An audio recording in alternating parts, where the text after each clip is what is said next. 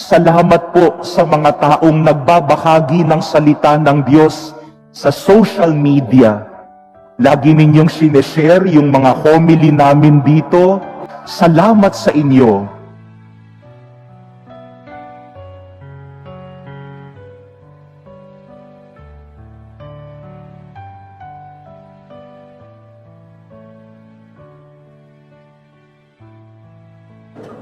My dear brothers and sisters, today we celebrate the Assumption of the Blessed Virgin Mary.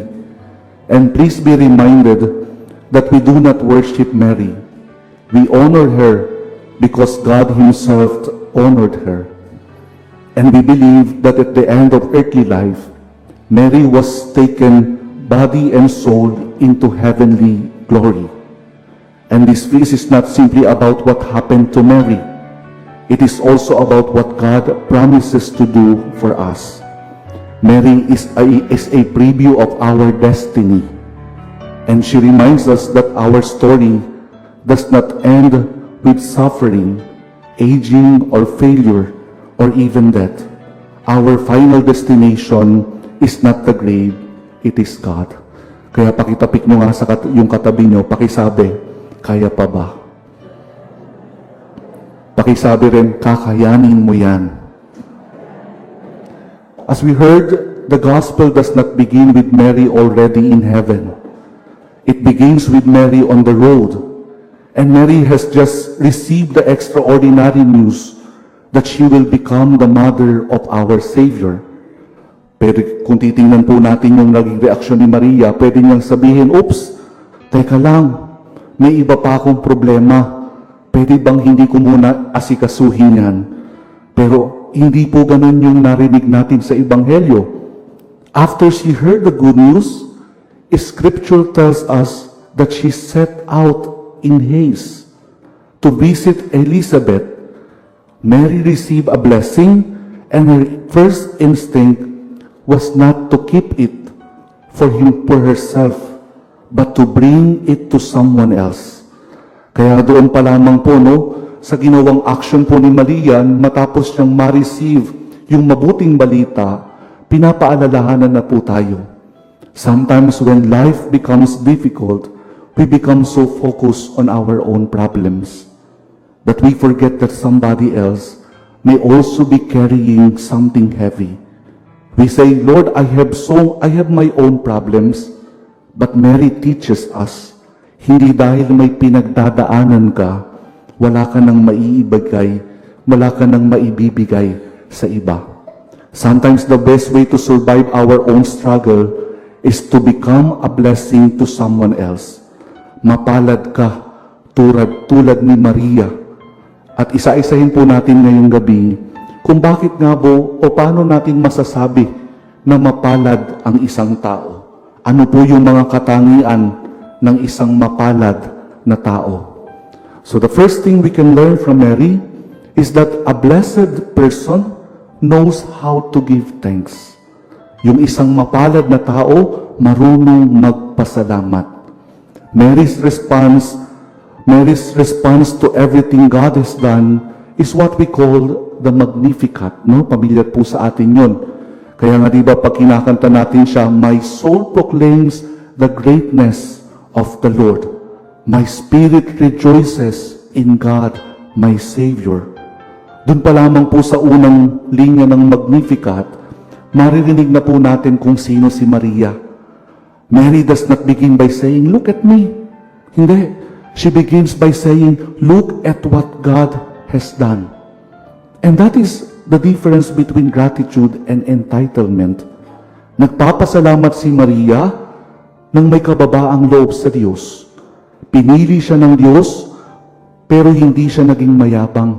Biniyayaan siya ng Diyos, pero hindi siya naging madamot. We live in a world where we are constantly reminded of what we do not have. Social media can make us feel that everyone else is happier, richer, more successful, more beautiful, and more fulfilled. Pag open mo pa lamang ng Facebook mo at ng Instagram, nakita mo na yung story ng ibang tao. Sasabihin mo, Lord, bakit parang parang sila maganda yung buhay, pero ako hindi. Pero kung titingnan po natin, no? Dahil yung nakita po natin na yun, ay nalilimutan na natin bigla that what we can see online is often someone's highlight. Pero nalilimutan natin, kinukumpara natin iyon sa ating behind the scene. Kaya dahil po doon, kapag kinumpara mo talaga yung biyaya mo sa biyaya ng iba, paniguradong hindi ka po magiging masaya. Kapag kinumpara mo yung biyaya mo na natatanggap at wala yung iba at meron yung iba, maaaring hindi mo makita na mapalad ka. Hindi mo makikita yung maliliit na biyayang pinagkakaloob sa iyo ng Diyos kasi nakatingin ka at nakatuon sa biyaya na binibigay sa iba. So my dear brothers and sisters, a blessed person knows how to be grateful. Matutong magpasalamat dahil ang taong marunong magpasalamat, marunong makontento. Count your blessings more than counting your problems. Be thankful to your family. Be thankful to your friends. Be thankful to your health. The opportunity to wake you up this morning ay isang malaking paanyaya din na tayo ay mapalad at biniyayaan ng Panginoon. Marami pong dahilan para magreklamo, pero mas marami ring dahilan para magpasalamat sa Diyos. So yun po yung una. A blessed person knows how to be grateful. Pangalawa, a blessed person knows how to love by showing up. The second lesson from Mary is that a blessed person knows how to show up for others. Mary did not simply tell Elizabeth, I am praying for you. Hindi lang ganun. But she went there, she traveled, she entered Elizabeth's home, she stayed with her. Kaya po minsan, hindi naman po talaga komplikado ang pagmamahal. Yung pag-ibig, kailangan lang nating makita. Kailangan lang makita at maiparanas sa iba. Nitong mga nagdaang linggo po, no, meron po akong kaibigan na minit. At sa amin pong pagkukumustahan, ito po yung parang sa sobrang tagal naming nagkita, after nung kami ay matapos ng college sa NU, ay dito lang kami nagkumustahan ulit. Tapos nagkwento siya. Sabi niya, Father, ang dami nang nangyari sa akin. Yung relationship ko, wala na. Marami na rin nawala sa akin, sa career, etc. No? And in summary po, yung kaibigan ko talagang lugmok na lugmok siya sa kanyang pinagdaraanan. At ako sabi ko, parang wala naman akong masabi at masabing advice sa kanya. Pero after namin magkita, pag-uwi, nag-chat siya sa akin, sabi niya, Father, salamat. Salamat kasi naramdaman ko yung presensya mo. Tapos iniisip ko, ano ba sinabi ko sa kanya? Wala naman akong sinabi o binanggit. Pero ganun din po yung nakita natin kay Maria. Pinuntahan niya si Elizabeth at mahalaga yung presensya na pinagkaloob niya dun sa kanyang pinsan. Sapagkat alam niya kung paanong yung presensya niya ay maghahatid ng pagpapala sa iba. Some people don't need advice, don't need a long sermon. Ang kailangan nila yung magpapaunawa at magpapakita, nandito lang ako sa tabi mo. They simply need somebody who will sit beside them at magsasabi, kasama mo ako sa pinagdaraanan mo. Kaya po yung pangalawa. A blessed person knows how to love by showing up.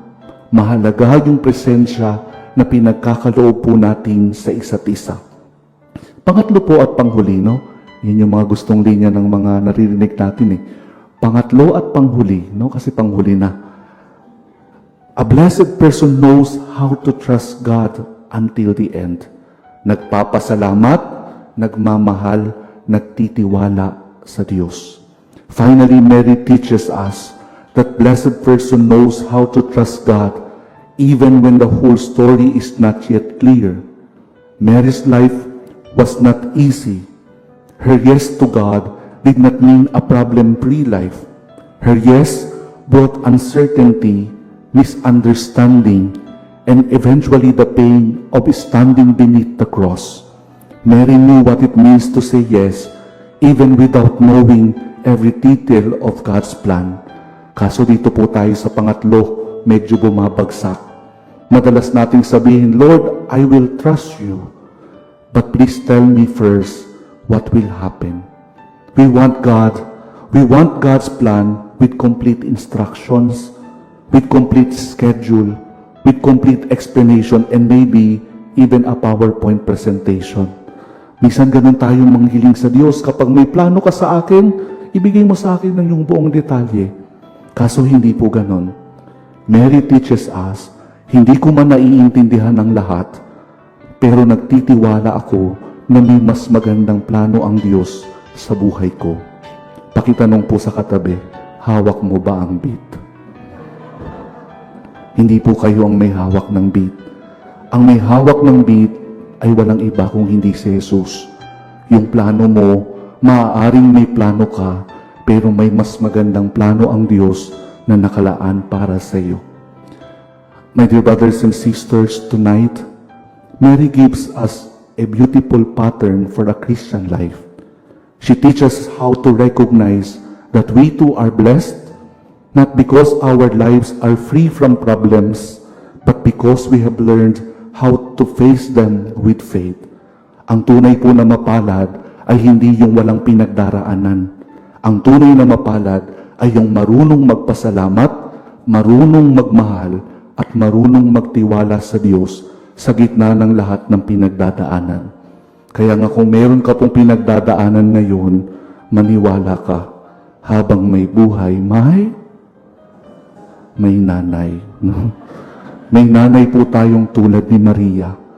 At si Maria po ang mag-aakay sa atin papunta kay Jesus. Mary's assumption reminds us that faithfulness has a destination. The woman who said yes to God on earth now rejoices with God in heaven. Her story reminds us that whatever we are going through today is not the final chapter. God is still writing our story, and our story is ultimately leading us home to Him. So tonight, let us ask for the grace to live like Mary with a grateful heart, with a loving heart, and a trusting heart. Amen.